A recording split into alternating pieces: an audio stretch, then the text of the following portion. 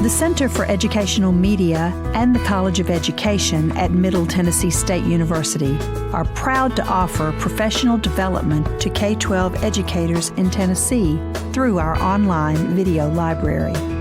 The following video is presented by the Center for Educational Media in partnership with Professional Educators of Tennessee's Leader U Conference. For more professional development videos, check out our website at cem.mtsu.edu.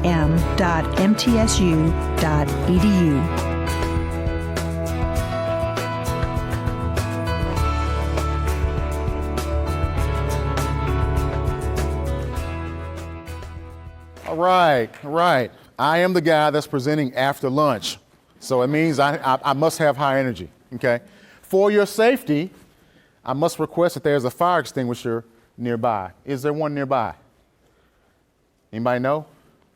Because you may need it because, folks, I am going to bring the heat, all right? Keep the fire extinguisher close, folks, because I'm going to bring the heat, all right? We're going to have a good time in here. We're going to talk today about creating a college and career-ready learning culture in schools, okay? First, I want to talk to you about the art of being resilient, the art of grit, okay? I'm going to talk about grit for a minute. I want you to study this picture. Take about 15 seconds and study this picture, and I'm going to ask you to give me a narrative on what you see.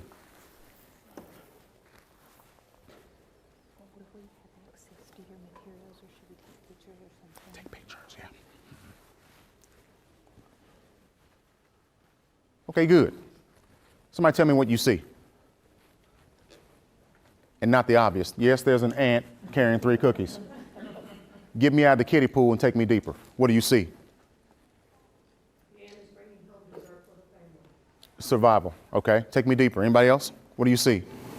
Despite having the weight of the world on her shoulders, she still perseveres. Ah, yes. Yes. There it is. She just knocked it down. So you ought to be asking, well, how in the world, since an ant doesn't have hands, how did this ant get 3 cookies on its back? That's humanly impossible. It's antly impossible. How did this happen? Okay. So I'm going to tell you the narrative about how this ant got 3 cookies on his back. Here's what happened. There was a man who planned a beautiful picnic for his wife. Okay. He was in the doghouse and did some things wrong, and he decides he's going to make up for it by planning this beautiful picnic for his wife. He lays down his beautiful blanket, a little red and white checkerboard blanket there. He didn't realize that that blanket was laying on the edge of an anthill. Okay. So as he starts putting out the food, what happens? Here come all the ants. Okay. They're coming to get some food.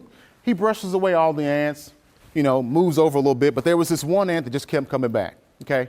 Every time he brushed the ant away, he'd come back. And he didn't want to kill him, He was trying to be just, courteous and brush him away. He didn't want to just smash him. But this ant just kept coming back. He brushed it away, the ant will come back. He brushed it away, the ant will come back. And you get the story. So he takes one of his cookies and plops the cookie on top of the ant, okay? Ant goes down, gets crushed. A few seconds later, boom, the ant is back up. He said, well, golly, look at that. This little guy's tough, okay? So then he takes a second cookie, stacks it on his back, okay? Then the ant goes down, feeble now. About a minute or two later, guy goes back to doing what he's doing, setting everything up. He looks up, the ant is up. He says, man, this little guy just won't go away. He takes a third cookie, puts the third cookie on the ant's back. The ant goes down, the ant is crushed, the ant is not moving. He thinks that problem is resolved. And that's it. The ant is wiped out. 5 minutes, he goes back and does what he's doing, doesn't see anything. So he just continues to, go along with the picnic, calls his wife over, and she's surprised. Oh, honey, this is beautiful. How romantic. Oh, this is great. Gives her the rose. They sit down, they eat, they talk. As they're talking, he sees a couple of cookies moving. Okay? Cookies don't typically move or have legs, but that's what happened. He was like, oh my God, this ant is carrying this away. So this ant is not just surviving, this ant is now thriving because that ant was on his way to taking these cookies back to the colony, okay? So I'm gonna teach you some things about how we make kids resilient, okay? Get this in your soul today. We're gonna make kids resilient. I know it's resilient, but it's resilient for today, okay? And I want you to really meditate on this and get this in your soul why we must teach kids about grit, okay? Number one, we have kids that come to school with things on their back that they didn't ask for, okay? Some kids come to school with adversity on their back they didn't ask for. There are 3 things that kids can't control. They can't control who their parents are. We have kids who are born to at-risk parents. That means some kids are born to parents who have drug and alcohol issues, and they didn't ask for that. That's a cookie on their back, okay? Number two, we have kids who may be born in poverty. They didn't ask for that. They were born into a low social class. That's the straw, and that's the hand that they were dealt, and they can't control that, okay? And number three, we have some kids who may be born with severe disabilities, and that's the straw that they pulled, and that's the hand they were dealt. And so those are things that they can't control, and that creates adversity for some kids.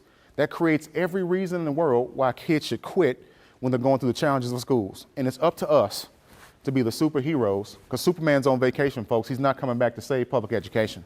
It's up to us to be the superheroes and help kids who are dealing with issues in school, and we have to teach them how to be resilient. Now, I'm gonna tell you how this ant was able to meet this feat, okay? An ant has the ability to carry something more than 1,000 times its body weight. So number one, it stretches its torso. When the ant was crushed by the cookies, what it was doing was stretching its torso, okay? You know, stuff you learn in third grade, head, thorax, abdomen, all that stuff. This is where you apply that. You probably were thinking in third grade, when am I ever gonna use this? Well, right now, today, June 30th, 2017, head, thorax, and abdomen from your third grade science class is gonna matter today, okay? Now, the ant has the ability to stretch its torso, and by doing that, it evenly distributes the weight that's on its back, okay? So now what I'm saying is stretching kids. We must stretch kids and provide rigor, okay? Rigor is for all kids. We have to stretch them a little bit. We have to believe that all kids can do it and provide the appropriate level of rigor. Now, the second thing that this ant is gonna do is ants secrete a pheromone when they need help, okay? That is their way of communicating distress, okay? This ant is not gonna take these cookies all the way back to the colony. This ant only has to get into a certain zone or range where when he releases the pheromone, people can come and help. Does that make sense? This ant is only trying to get to a certain spot where he can reach, where the pheromones will kick in far enough for the other ants to come and help, and they will all break it down. Does that make sense? You guys ever seen ants breaking down some food somewhere? Just like millions of them everywhere, okay? And so what I'm saying by that is we must teach kids how to self-advocate and ask for help, okay? We must teach kids how to self-advocate. That's the key. Teaching kids how to be highly efficacious and self-advocate for themselves is critical in order to make sure that they have enough grit to be resilient, or in this case, resilient, okay? Y'all get the point? Very good. Let's keep rolling. I'm gonna talk about 5 components of instructional leadership here, and we're gonna talk about 1 and 2. I'm sorry, just basically, I'm gonna stay in 2 today, which is shaping the culture for learning. And this is gonna be where we kind of stay today, is in that strand. So we wanna know, why don't kids persist in college? So many kids quit. 25% of all college freshmen actually don't make it. That means 1 in 4, okay? 1 in 4 kids who attempts college, they just don't make it in the first year.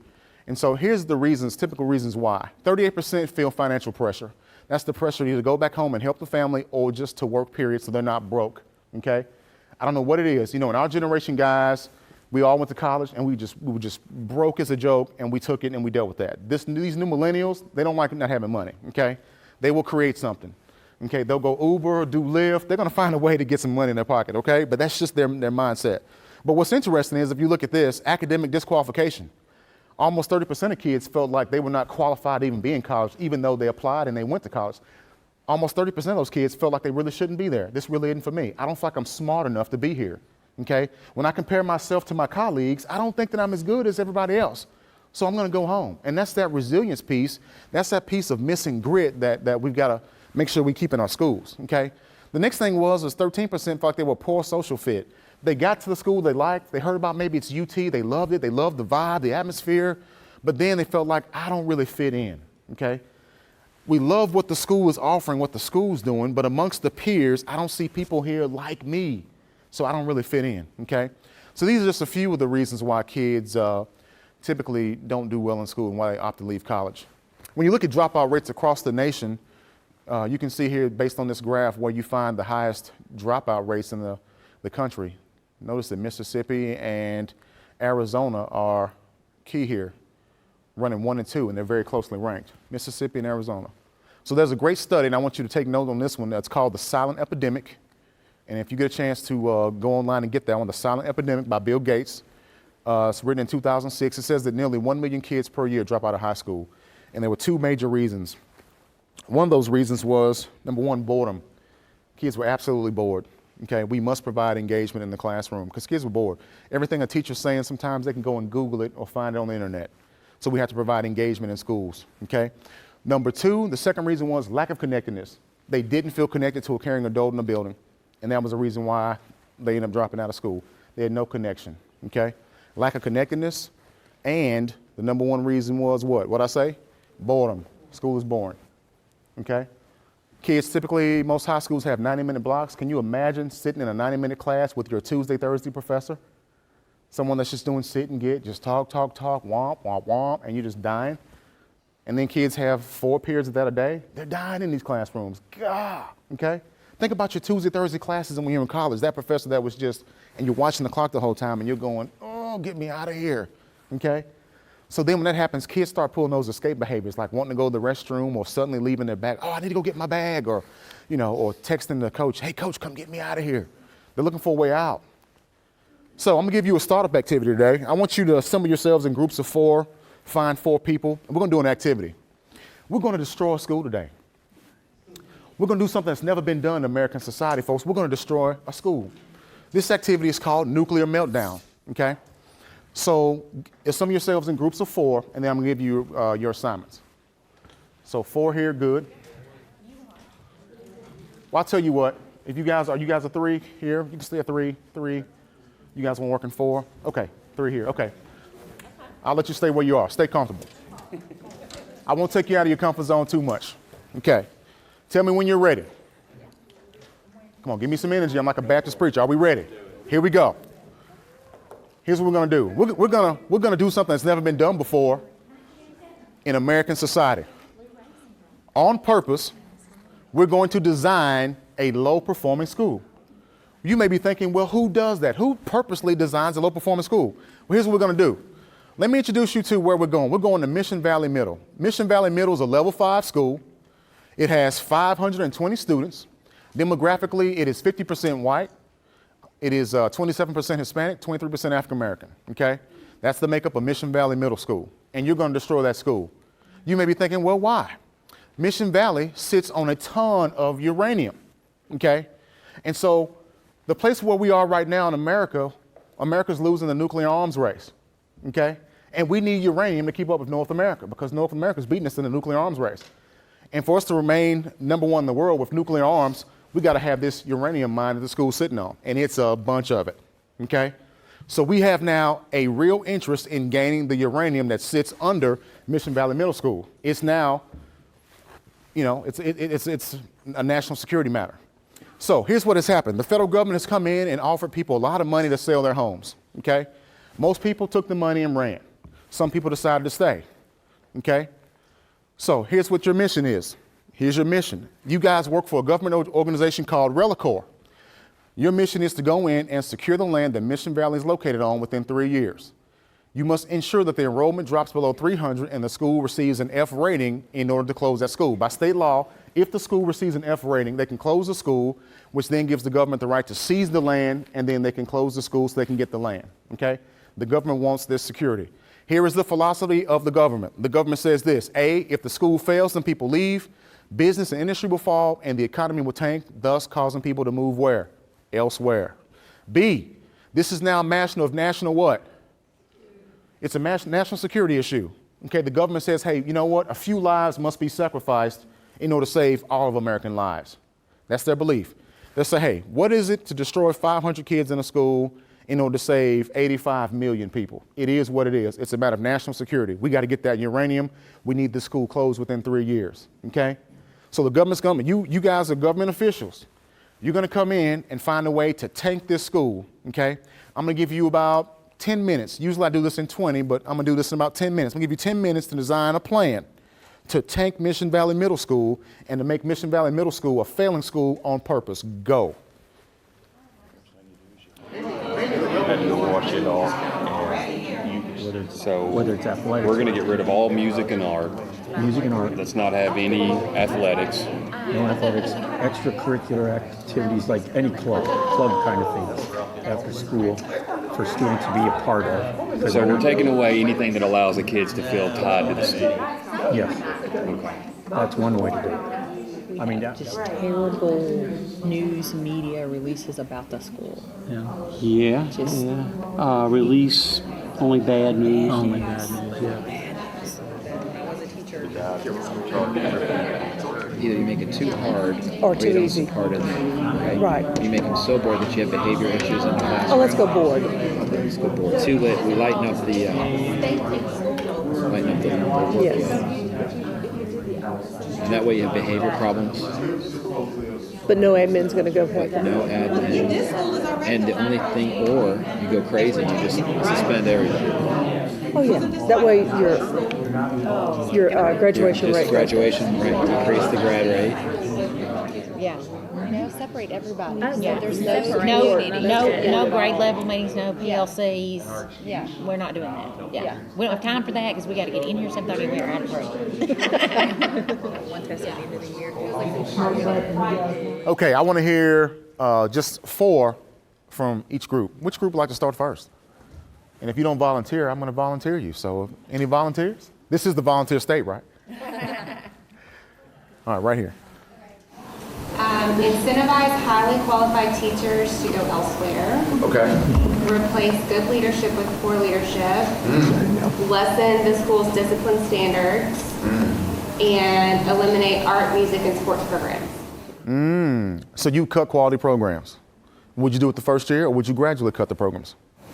Probably the first year. Okay. Now remember, guys, you have 3 years. If you do it all just at one time, you get the media after you, you get parents after you get everybody stirred up. The key is you got 3 years to tank the school. Okay, the government's patient.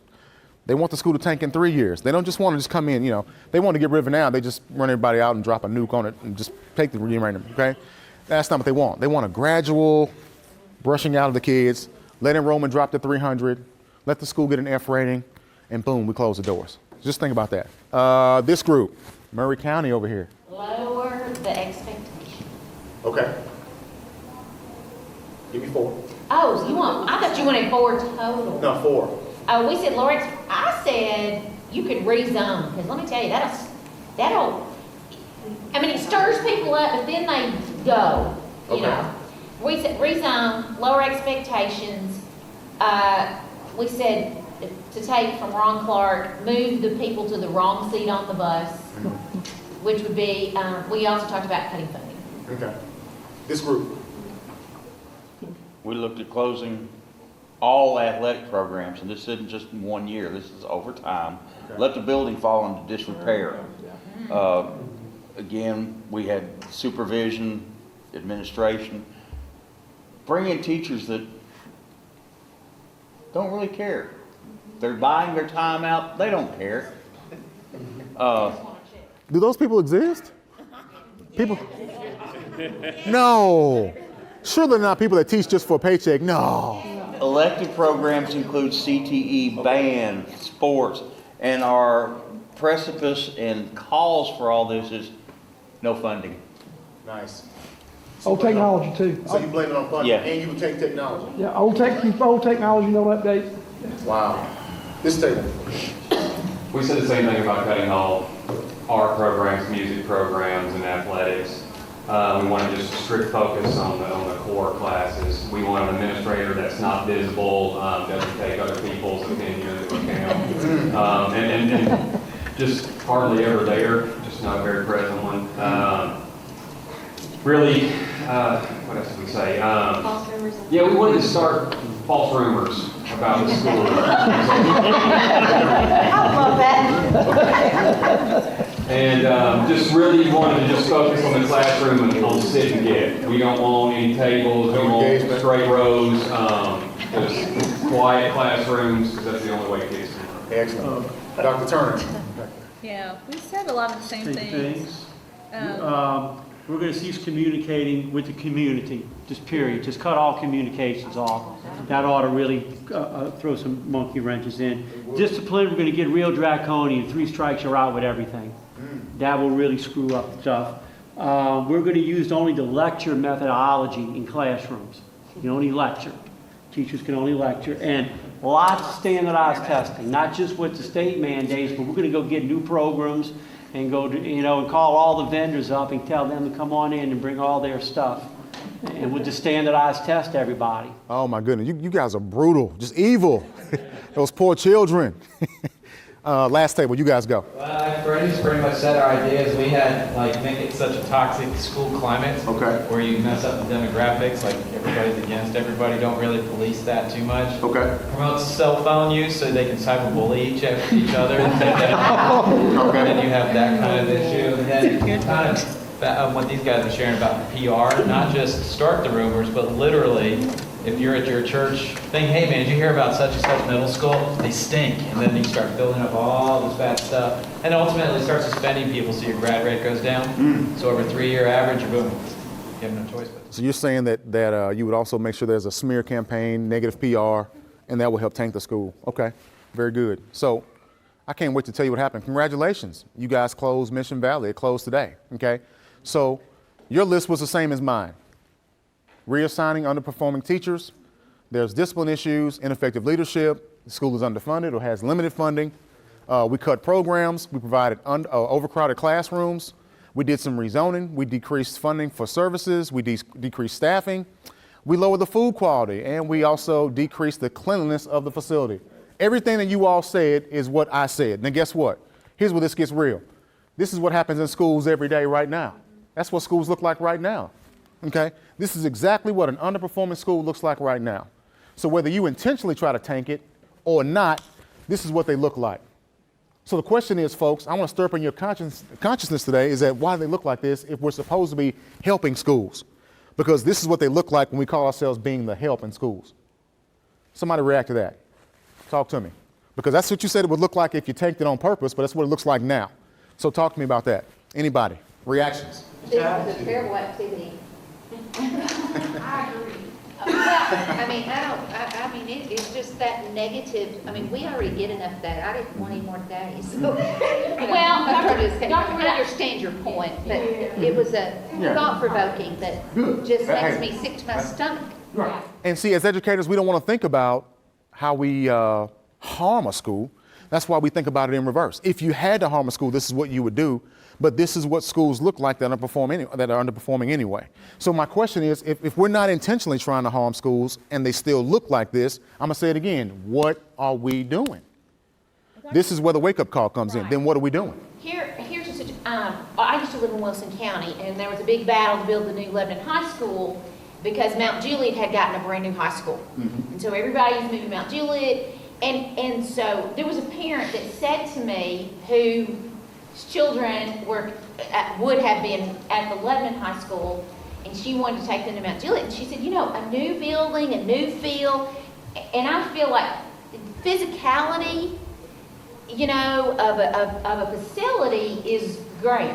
Dr. Jackson inherited a pretty rough facility, and we put some paint on it and put some lipstick on that pig, so to speak, and she's looking better, but I think people don't realize that's a big thing. And so you say, well, I can't do that, I'm a teacher. Yes, you can. You can call your county commissioner, you can see what your property tax values are. There are things you can do as a citizen from that point. So to me, people like new. People want to be in a, aesthetic environment. They really do. So, and I think we can control that in our own classrooms to make that pleasing for students. So to me, that's at the basis of helping our schools. Anybody else want to react?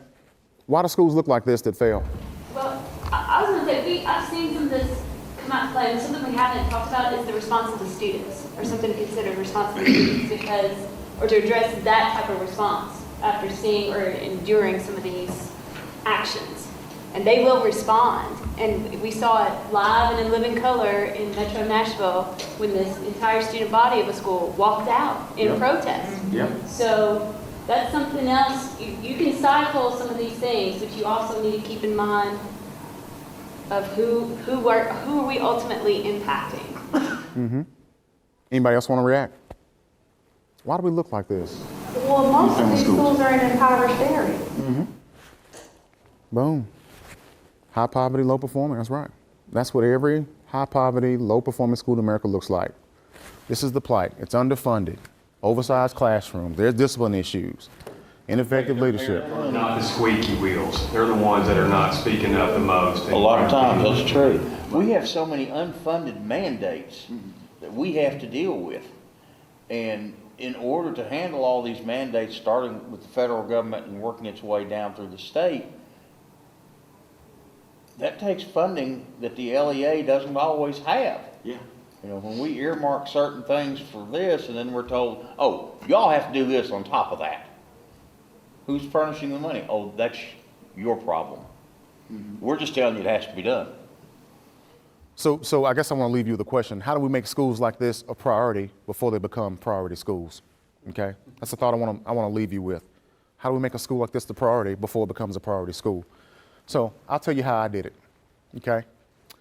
I got to Maplewood High School 1 year after a kid was murdered at graduation. 2010, a student was murdered at graduation at Maplewood High School. This happened at TSU Gentry Center. And at the time I was running a middle school called Apollo Middle School, and the superintendent asked me to come in and take Maplewood High School. And so I was an assistant principal at Maplewood before, went and ran Apollo Middle School and turned it around under No Child Left Behind, might I add, which is tough. And then, of course, I came to Maplewood High School, and that was my next challenge. And this is what that school looked like. It was a focus school with the state, and our district had our own little measurement, and so the bottom was target. So we were in target status. Attendance was 88%, 91% free and reduced meals, 22% special ed. That means that every fifth kid was in special education, 6% ELL. Demographically, we were 76% African American, 11% white, 12% Hispanic, and 1% other. And we amassed a whopping total of $91,000 in scholarships for 211 kids. Let me put that in perspective for you. If one kid gets the UT Promise Scholarship, that's $64,000 for one kid. And that's what happened. One kid got $64,000, and the other 6 kids combined earned around $30K. And that's for 200 graduates. Terrible. 211 kids graduate, and their total combined for the senior class was $91,000 in scholarships. Folks, it was a train wreck. 7 of 211 earned scholarships. And the college acceptance rate at that high school was 57% when I took it over in 2011, okay?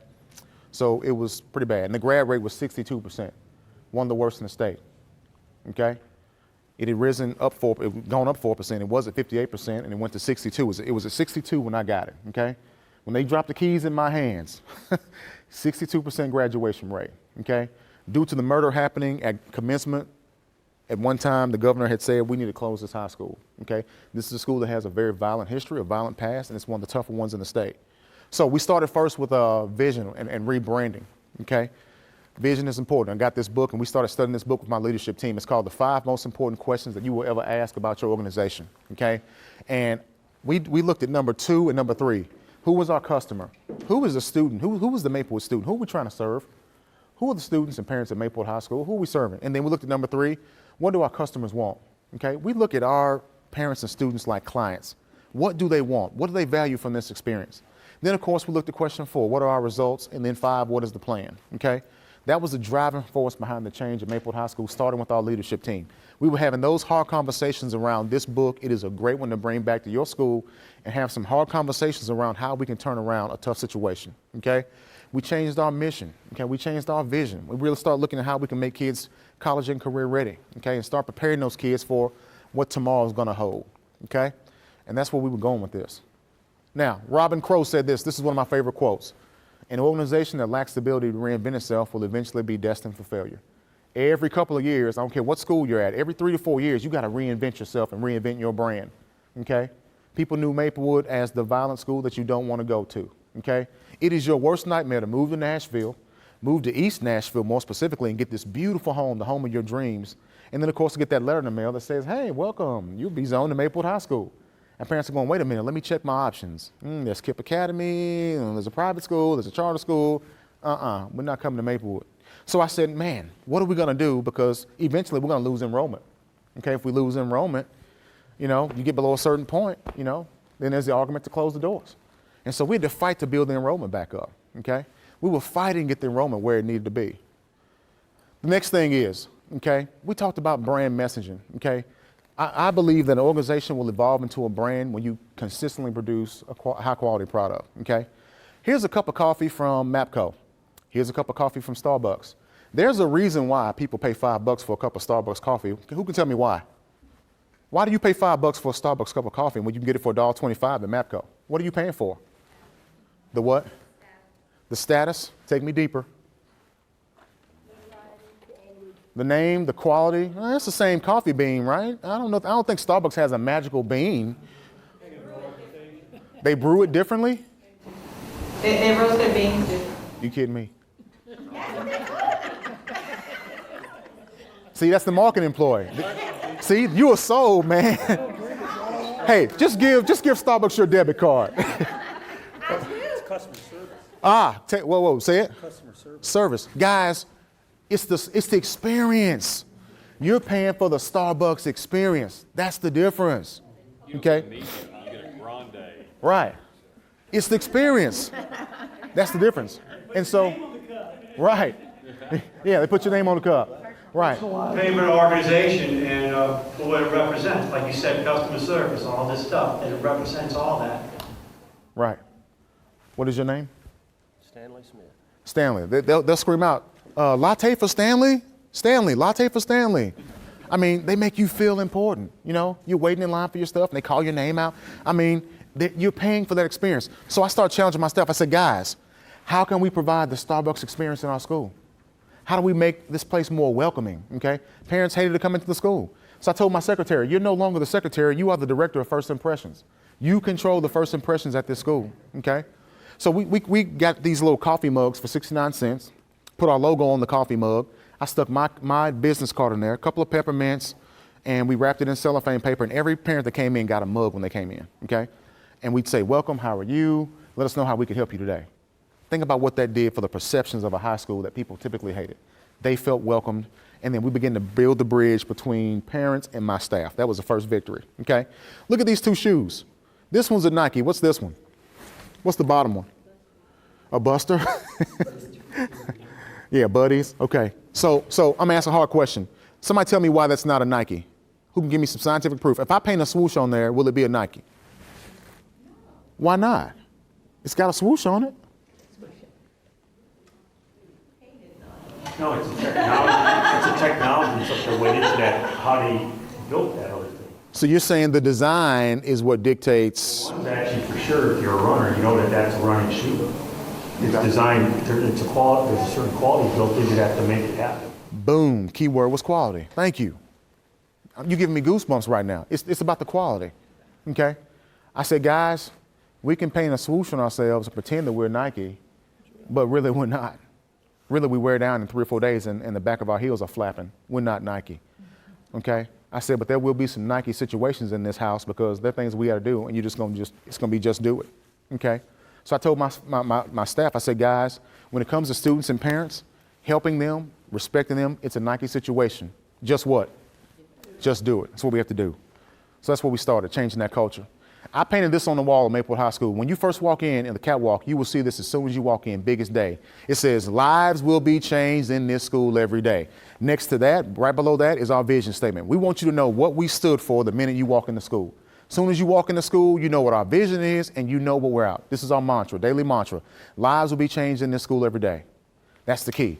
We want to change your life. That sends a message to parents that we really care, that we're really here, not for a paycheck, but that we're really invested in making sure that your child's safe and that we're here to make sure that we do what's right for kids. That's the message.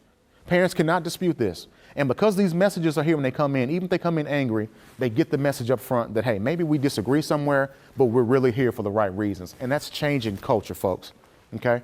The next thing we did, everybody's putting college flags all over their school. Oh, college, college, college, okay? Making it seem cute and cliche. We took it a step further. We put little placards next to our college banners, okay, which has all this information here, okay? If you walked in my high school, you would see all this information next to my college placards, okay? I've been to so many schools across the country. I've spoken all over the country, been to so many schools everywhere, and everybody's got their little college flags. Hey, I want a kid to know how to get into UCLA, okay? I want to have real conversations with kids about what it takes to get into UCLA, okay? I'm going to say, hey, Tyquez, do you have a 25 on the ACT and a 3.3? Okay? And we have a real dialogue about it. Not just, oh yeah, I'm going to this school, that school, it looks cool. I want to talk about how we get you there. And that information should be next to your college information, okay? Sure, we want kids to aspire for college, but put the information next to it that shows how kids can get there, okay? Make it live. The next thing is that we opened a coffee shop at Maplewood High School. We took the poorest high school in the city, one of the poorest in the state, and opened up a coffee shop. I turned my old health clinic into a coffee shop called Cafe Maroon.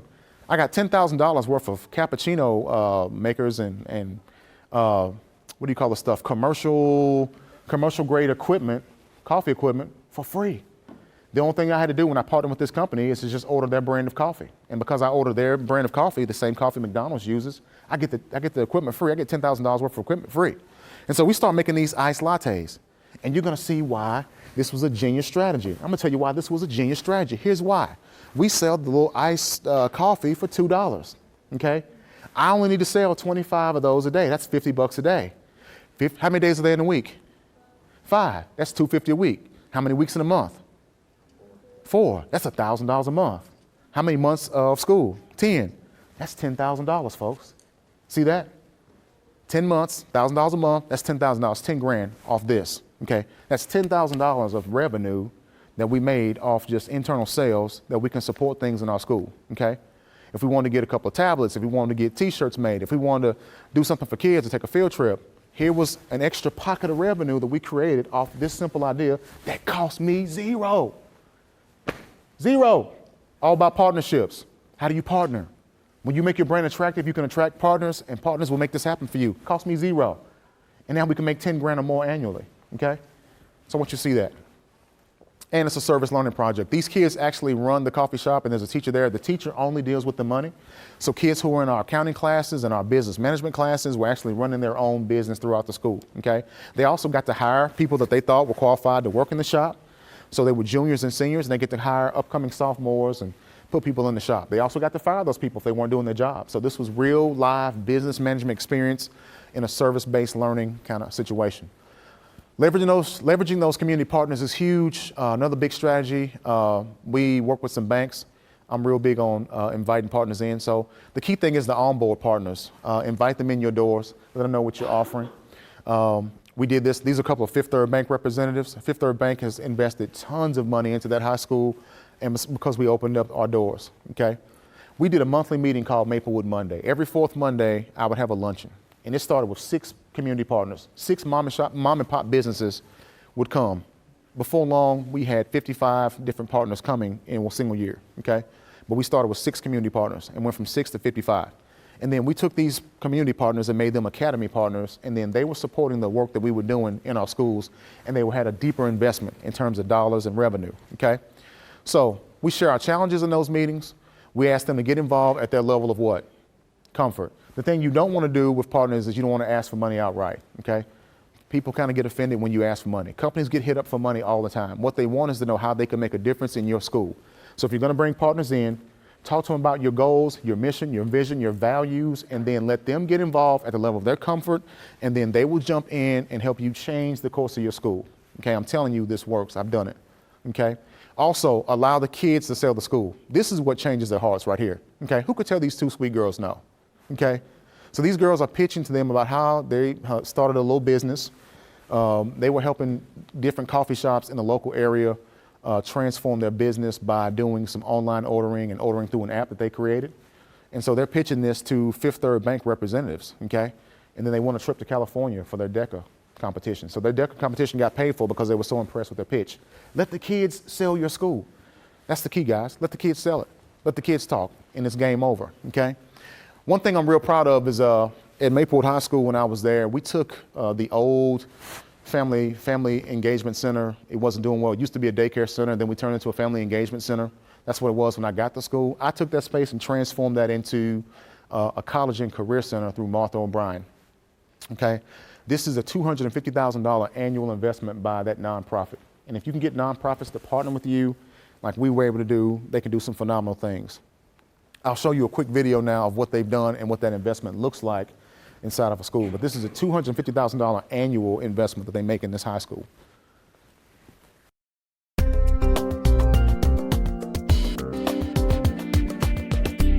Check, check. Yeah, Principal Ron Woodard is the epitome of in your face. I took it. I took it. All right. But in a good way. He's trying to change the culture of Maplewood High School and get college on his students' minds every day. Boom! What is that? I think it provides students with a focus. At the end of your 4-year progression, we tell kids that they're going to meet a crossroads, and they have to start deciding which way they're going to go. And so we try to get them to think about this decision earlier. And there's a lot for them to think about. Students are regularly given ACT prep, college campus tours, and help with writing important essays. Beginning this year, students are able to go to the College Zone, a one-stop shop for access to resources. It's a really unique space. Students have the opportunity to go down at any time during the day. Martha O'Brien Center is going to provide staff members there on site to assist students with college access needs. And so is the Oasis College Connection. They're going to provide a staff member there to help students find the right fit, to help students with their FAFSA information, helping students write their entrance essays, the whole 9 yards. The school's approach seems to be working. Last year, students received $1.4 million in scholarship money, up from $91,000 the previous year. College acceptance also went up significantly.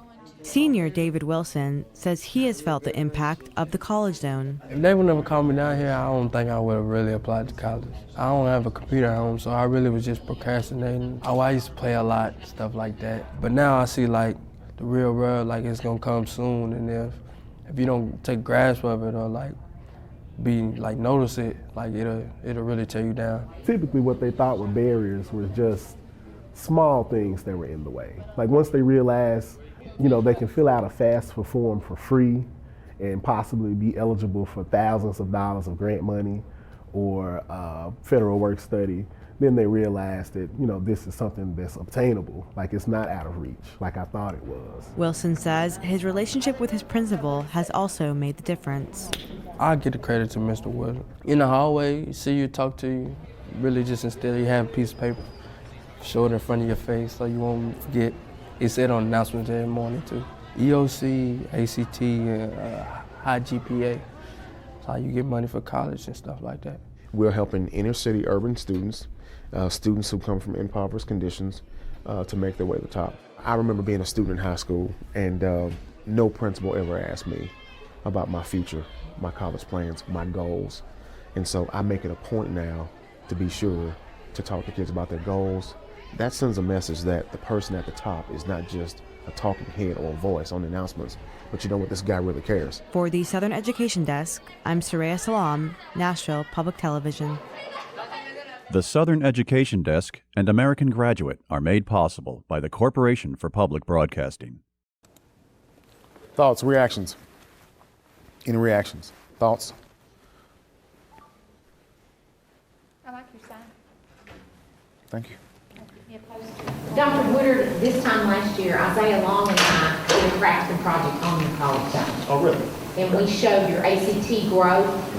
And it was my first dig deep into high school data. And it was really powerful at the gains you had made with this. We're getting there. ACT scores were pretty dismal at the high school. ACT was actually a barrier, guys, for success for a lot of our kids. Our kids felt like if you didn't do well in the ACT, that again, like we saw, academic qualifications, they thought they weren't qualified to go to college. So they would let one test dictate whether or not they were worthy to get a higher education. And so we changed that. We started pushing them to take it again. And we had kids that struggled with academic confidence. That was a really big issue. Their self-efficacy was very low. And so we started saying, hey, it's okay, take it again. We will support you. So we put this center in the school, okay? And so at any time between 10 in the morning and 6 o'clock at night, you can come in and get extra help with ACT. You can do your homework. You can get tutoring or get information about any college you want to attend. You can sign up for college tours. All this stuff is happening all day long in the school all day. We're doing college access work all day, every day from 10 to 6. From 2 to 6, it was an after-school space, okay? That kept 80 kids per day off the streets in the afternoons, okay? That cut teen pregnancy, that cut gangs, that cut violence in the community because there was a safe place for at least 80 high school kids from East Nashville to be after school, and they were in the college zone. I saw a hand here. Yes. How does the creation of the Tennessee Promise Scholarship affect this kind of work? It works hand in hand. We do push the Tennessee Promise, very much so. We work hand in hand. We work with the Tennessee Higher Education Commission. We bring in guest speakers, so we push all that. All that college access work is driven here. And our counselors will come and meet with the counselors that we hired that Martha and Brian hired for the school. And so there's a beautiful collaboration happening between our guidance counselors in the school.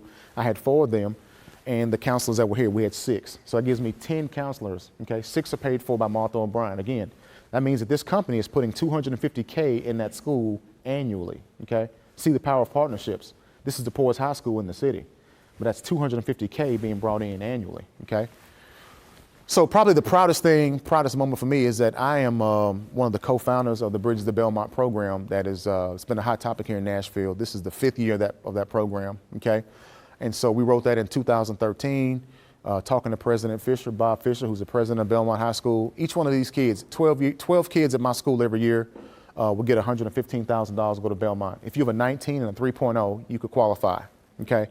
19 and a 3.0, you can qualify to go to Belmont. And that will be, boom, $1.2 million I get per year.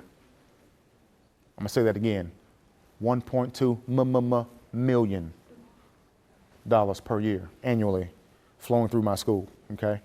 That's the power of partnerships, okay? So finding ways to partner can help change the culture of a school, okay? So what we do is we let kids start. You could apply with a 19 and 3.0.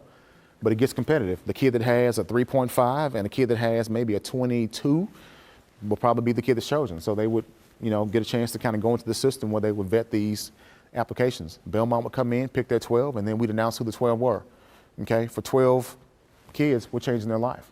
And so we just recently saw our first class go through at Belmont University, and we're very proud about that. So this is the 5th year of that program. That program has now been endowed for over $10 million.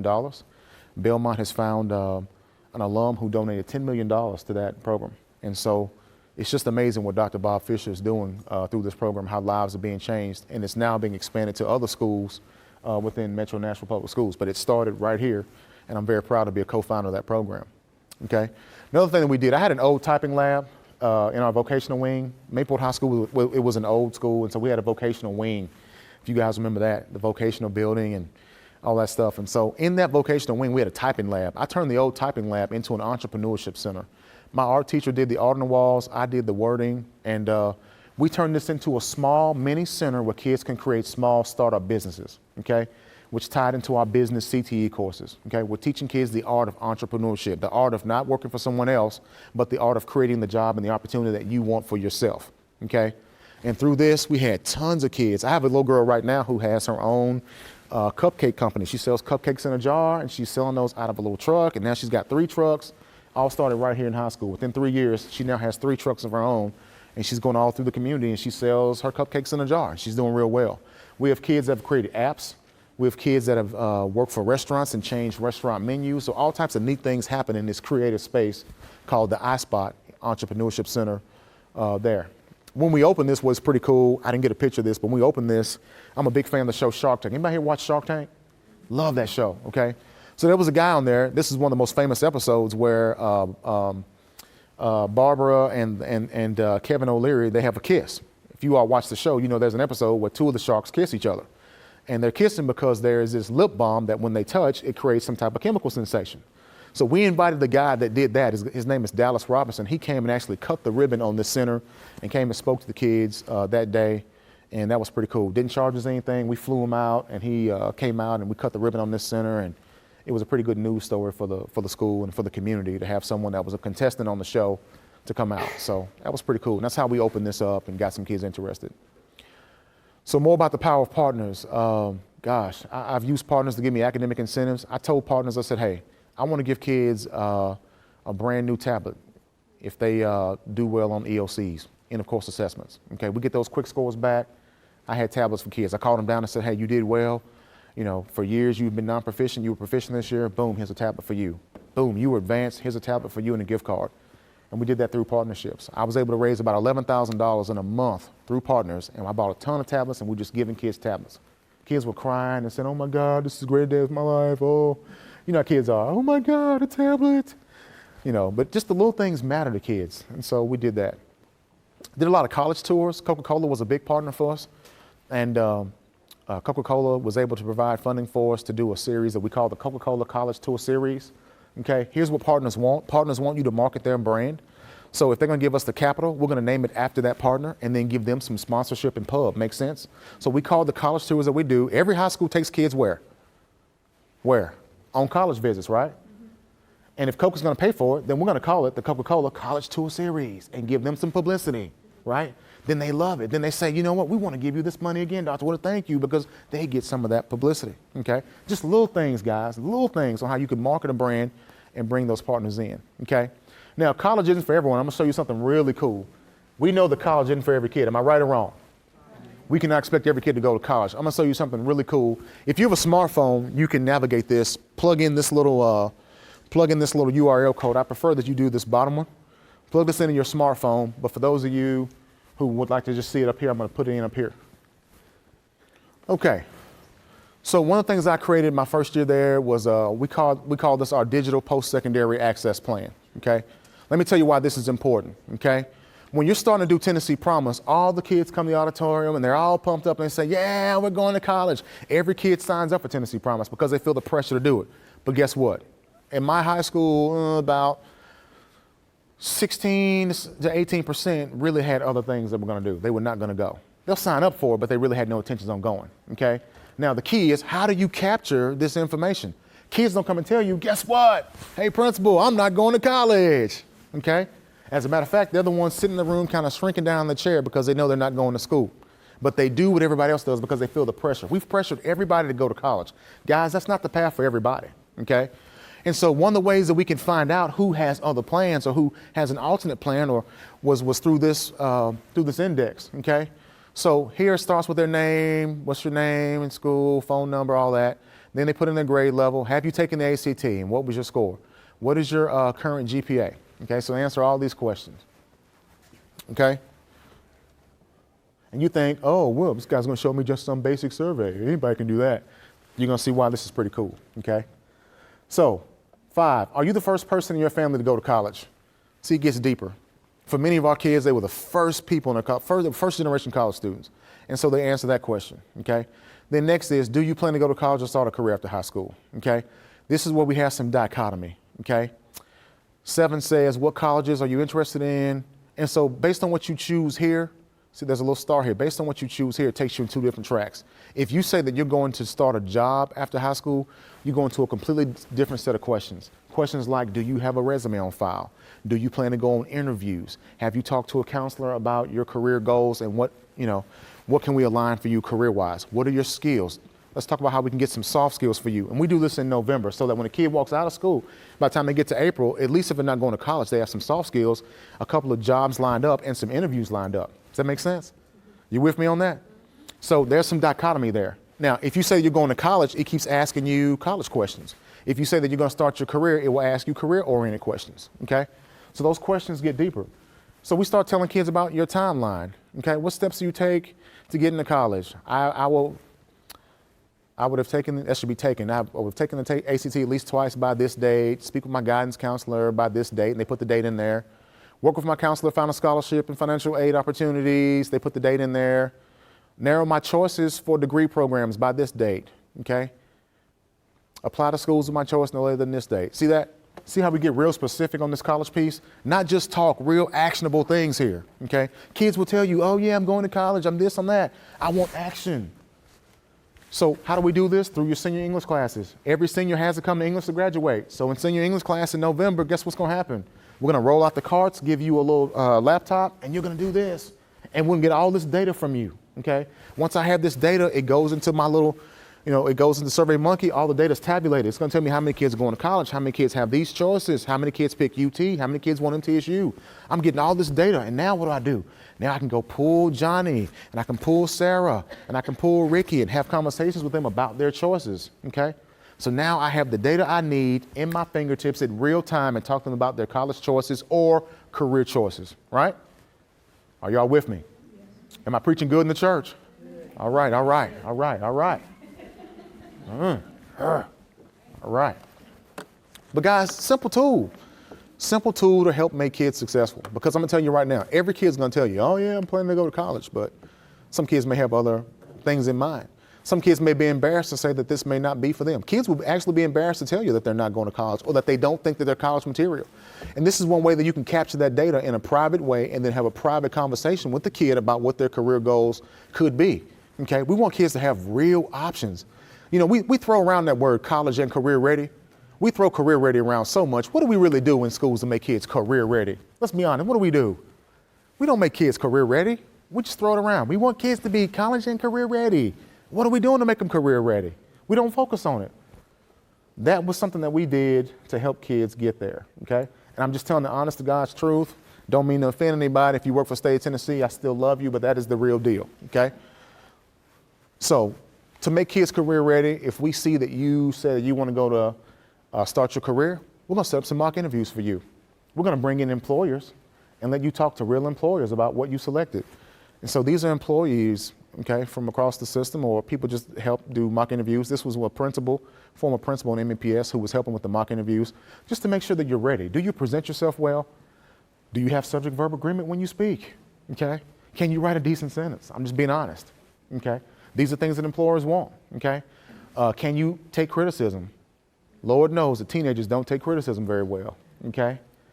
Get the job and then they get fired in 2 weeks because they were doing something they shouldn't do and they couldn't take the criticism from the boss. Okay, so we have those kinds of conversations. Dr. Warder, back to the survey. Yeah. Is that something you created, or is it something anybody could get and use in their school? So that's something that I created, but... Have you shared that with Murray County High School? I have created one for Dr. Marzak, one that's specific, but it's a partnership. It is my intellectual property, but I'm going to unveil that. He has seen it and he likes it. And so we're going to talk about how we partner in using that, okay? So it will have a dual benefit. So here's something I'm real proud about. You know, when you think about your career and moments that take your breath away, this was one of the moments that took my breath away as a school leader. Man, we opened up the Firestone Training Academy last year, and I'm just so honored about it. It was amazing. So this is a $500,000 investment from Bridgestone, okay? And I got a little bit of bragging rights I could do. I'll brag a little bit. I feel some pride in this. We are the only school, we're the only school in the world that has a Firestone inside a high school. Lots of high schools have automotive programs. This high school has a Firestone store inside of it, okay? It is a marvel. It's something you need to go see, go by and check it out. It is truly amazing. So now you're probably wondering, well, how'd you do it? I'm gonna give away some of my secrets here. We met with Bridgestone. Went and partnered with Bridgestone, the vice president, and this is one of the vice presidents here. He's the vice president of Latin American operations, and his wife was doing some work in our school. His wife partners with our school, and we had a conversation with him when he came and spoke, and we showed him the automotive center, and we talked about it, and we said, we could turn this into a Firestone. Wouldn't that be great? And he said, yeah, it would be great. Didn't hear anything from him.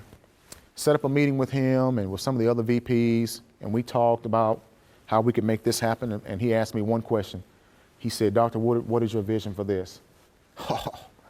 Once he asked me that, that was my opportunity to sell Maplewood High School.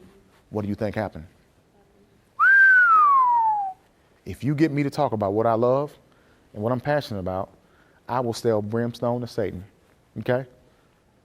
I will sell brimstone to the devil. And that's what happened. We sold it. We talked about why. We talked about how this will help kids, how this will change lives in the community, how Bridgestone can make this amazing investment in a community that has the highest poverty and the highest crime, how this will be state of the art. Oh, I mean, man, we went in. Didn't hear anything for about a year. It was a dead space, just nothing.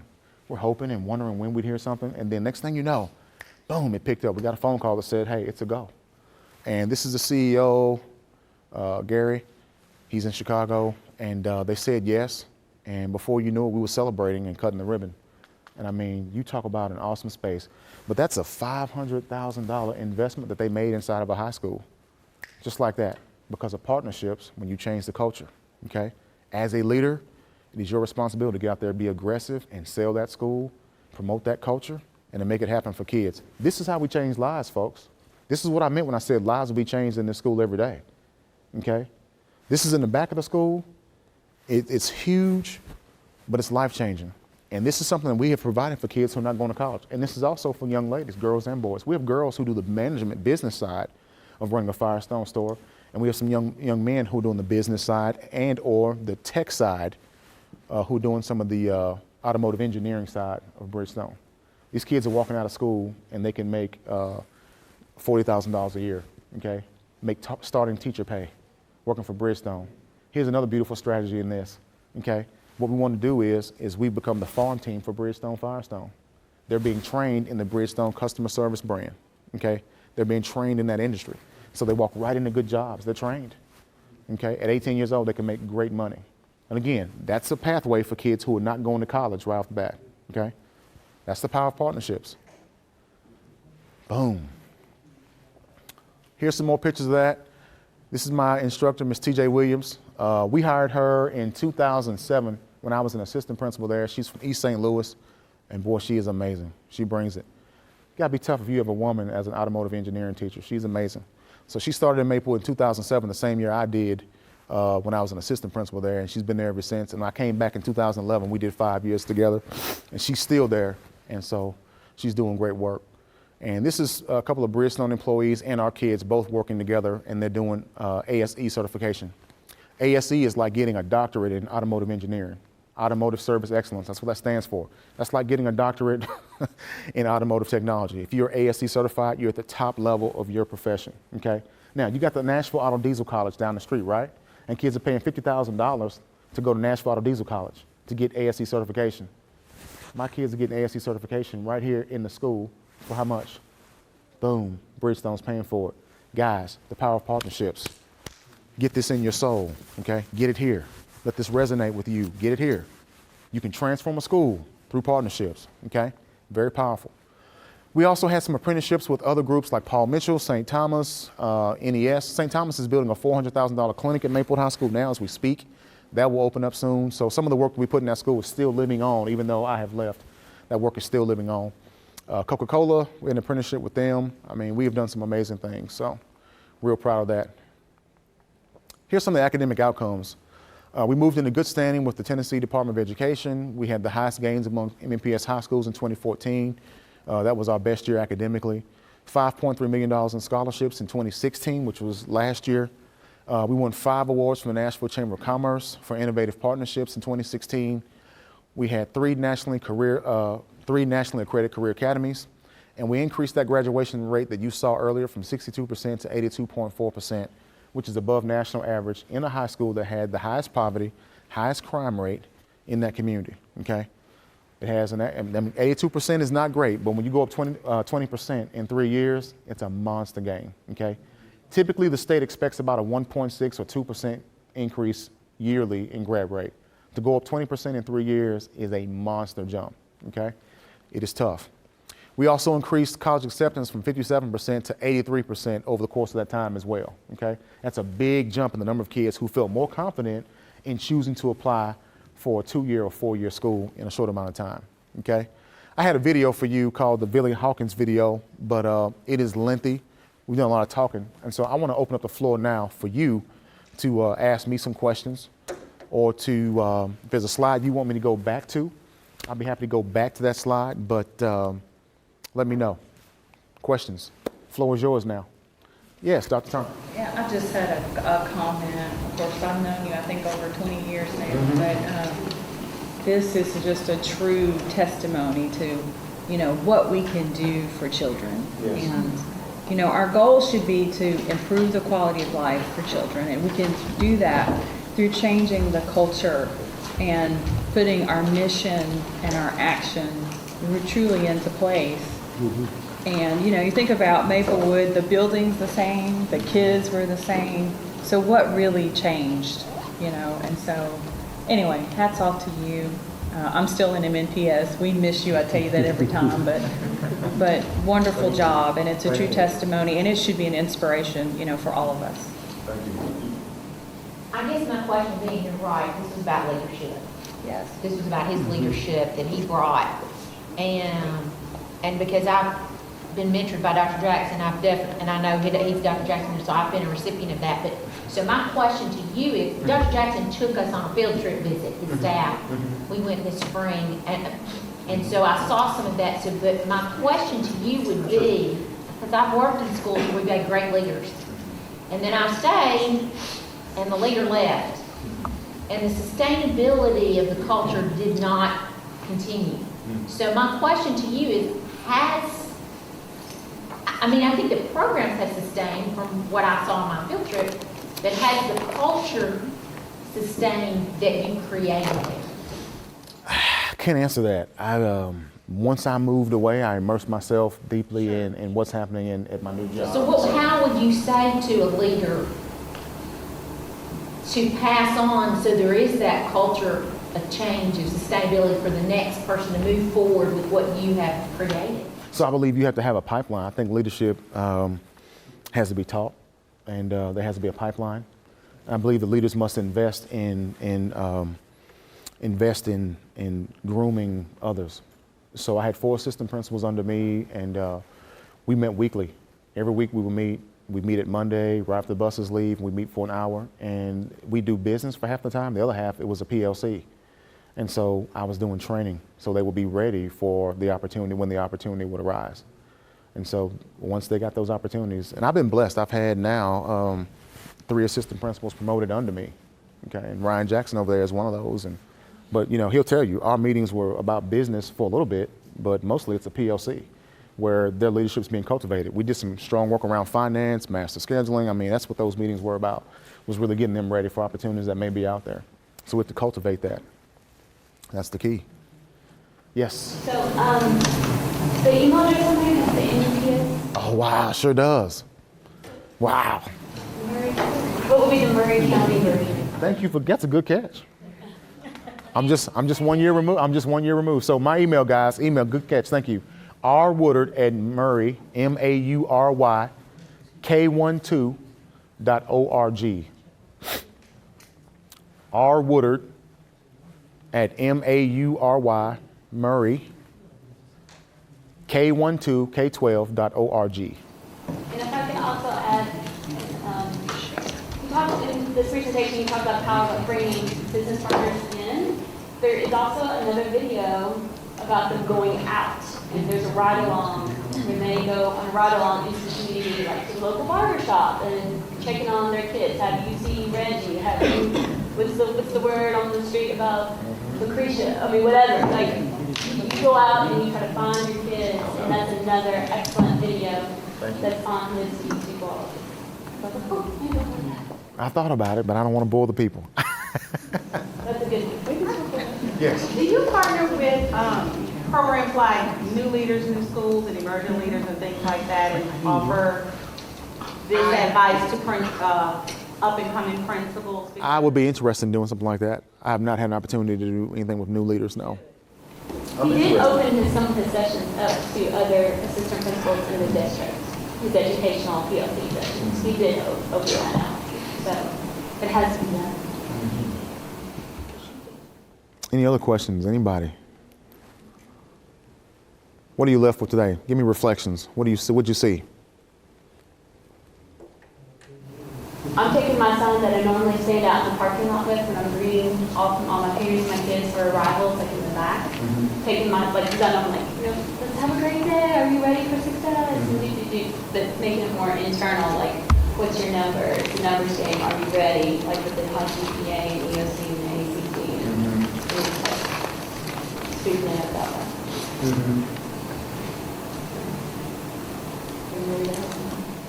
Anybody else? Reflections, thoughts? I just love seeing the relationship that you have with students in the hallway. It wasn't, come on, get to class, let's move. It was high fives and how you doing, and that was very positive. Yes, sir. Thank you. Thank you very much. Anybody else? East Tennessee, what are you guys thinking? I'm thinking what I witnessed from your videos was passionate leadership. You cared about your kids, and you showed it daily in your school building.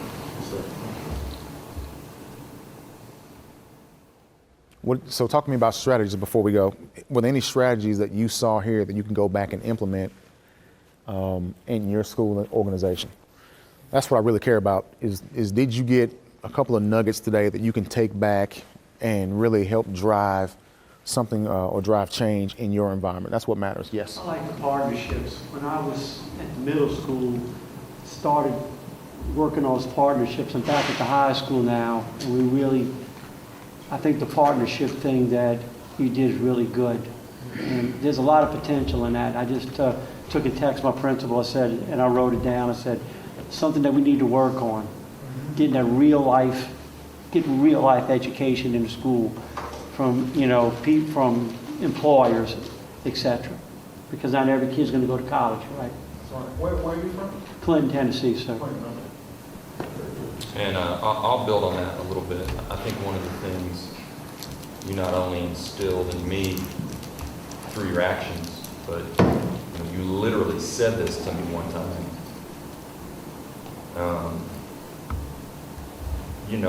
You need to be, I remember you telling me, Ryan, you need to be the guy that brings money into the school. Ask less of central office. It won't be there anyway. Ask less of central office. Create a self-sustaining school. You said that. And I took that to heart. You have to go out and drum up that business. You have to create those partnerships. You have to inspire these businesses in order to leverage their resources. Ask not what can central office do for you, but what can you do for central office. So when Mount Pleasant brings a $500,000 check into central office, people pay attention, right? And it's that self-sustaining model, that you were getting off the ground at Maplewood. Well, it's kind of like a teacher in the classroom. Take care of your own business as a teacher in the classroom. And we've seen a lot of that, right? With GoFundMe accounts and things like that, where teachers are just taking this kind of, these matters into their own hands in order to get things done, because ultimately lives still have to be changed. Whether central office is giving us or county commissioners are giving us the money or not, lives still have to be changed. So the work continues. I thought it was important too when you were talking about inviting these companies in though, you made your needs known, but you didn't ask. Right. You let the need be known so that they can say, hey, I can meet that one for you. There you go. That's instead of putting them on the spot and turning them off from you already. That's and how let we the did kids sell it. I think that's a life skill. That's how we did it. Every fourth Monday, guys, Maplewood Monday, we had a luncheon. United Way would provide the food. We'd invite the people to come out. We sit and have a meal, talk about challenges. And I'm telling you, partners jumped right in and said, hey, we want to help, And involving your students in selling it. And involving the students, And I will say, that, and that's a great point, is that when I was trying to drum up some of this business, this vice president told me straight up, I'm not giving you a nickel for your general operating budget. I want to know what this is for. Like, sell me on a vision specifically of where we can help. I'm not just going to put some money towards your general operating budget. Like, we want to invest in something in particular, whether it's an innovation zone or an entrepreneurship center or a Firestone lab. Give them something specific to hang their hat on that they can help with. I love the concept of rebranding. I think our school particularly needs that. We're a small little community of parents. I mean, we have teachers at our school that are teaching second generations. They had the mom and dad who hated coming to school, and now they're parents who still don't want to come into our building. So we've got to rebrand that somehow so that our school in particular is a place they want to come. What school are you? Highland Park. Okay, that's right. You mentioned that to me. Yeah. Yes. I'll say this, when I was at the middle school, I wanted to get $25,000 so I could get my gym floor repainted because it was ugly as hell and they had 10 years of varnish on it. Well, I got together and I got with my CAD teacher and we put together some nice little setup. We had a nice little presentation and we invited one of the entrepreneurs from the community and he came in. And we had like a 15-minute thing, and that we had coffee, and they had a little donuts in the, in the auditorium. And he sat there, and what's his face? Trent did the stuff because Trent's real good at the BS and all that. And Trent did real good. And the man turned around and he asked him, and he looked at me. He goes, "Is that all?" And I'm like, 25,000 is a damn lot. He goes, "Chris, it's a good idea, but I want more." Met in 2 weeks. Here's the moral of the story, that the man ends up doing $250,000 makeover in my gym. The middle school gym that high school's in the county drool at. The whole floor got done by the cats out of Chattanooga. He put in, he redid a gym from 1951. So don't be afraid to ask. Don't be afraid to ask, but do it right. invite them over, treat them like kings and queens, have a vision, this is where the money's going to, just like he said. You don't, just, have it all out, have a little budget, you know what, and somebody may turn around to you and say, is that it, is that all? I was like floored, I have never heard that. Is that all you want? He goes, I want to see more. Hell, I don't know how to do more because we always ask for less in public education. But but one thing, you have one good thing happen to your school, man, the money, I had all kind of money coming in for this and that and things I had just mentioned in the community. Hey, I'll buy this for you. So get out there and promote your school. It will happen. One good thing happens. Everybody wants to get on the train. That's what happened. Some good things started happening, and before we knew it, we went from 6 partners to 55. Yeah. It snowballs. It does. And in a positive way, you need that. That's the piece that we call momentum in schools, because you can plateau when things just get kind of stagnant. And so you need some inertia to get back up the mountain. Are you teaching this to our principals in Murray County about being self-sustaining like we are at Mount Pleasant? You can't answer that in public, that's okay. I would encourage you, as you are experiencing these successes, make sure you're tooting your own horn and putting it out there on the social media. Because I'm thinking I need to go home and tell everybody, call Dr. Woodard to come talk to your principal. I'm flattered by that, thank you. But make it loud and proud. They do need people training. know so that people are recognizing what you're doing, and then other people will want to jump on board. So even if it's small, it's still a step forward in the direction you're trying to get to with your vision for your school and your students. All right, guys, closing thought. I'm going to let you guys out of here, maybe a little early. What time is it? Okay, I'm right on time. Closing thought. In education, we must be very intentional about teacher quality, effective leadership, student placement. I'm real big on student placement, where we place kids. A lot of times kids kind of get sorted in the classrooms based on how we build the master schedule in the system, and then the system sorts kids in the rooms. We must be intentional about where we place kids. If you have a kid that has had an underperforming teacher for a year or two, this could be their 3rd or 4th or 5th year with a teacher that's either inexperienced or underperforming. And so we must be strategic about where kids land on the roster, okay? We also must think about how we can effectively impact lives inside of schools by transforming the culture. The culture is the key. Culture will eat strategy for breakfast, and so culture is the key. But the nuclear meltdown activity was designed to make you think strategically about how if you had to tear up a school, you would hate to do it, it'd break your heart to do it, but if you had to tear up a school, what would you do to it? And then when you see what's already happening when we're not tearing up schools and it looks the same, your conscience ought to be stirred up. It ought to make you say, what are we doing? What's happening when schools look like this, when we're not trying to create this kind of drama with these kind of issues in schools? So I want your conscience to be stirred today. I hope that you will reflect later on that. And if there's any aha moments that come to you later, if you have any questions for me or things you want to ask or just want to reach out, then please email me and I'll be happy to call you or email you back. Thank you all for coming. I'm humbled that you all would come. Thank you for being here with me, and I enjoyed this 90 minutes. Thank you.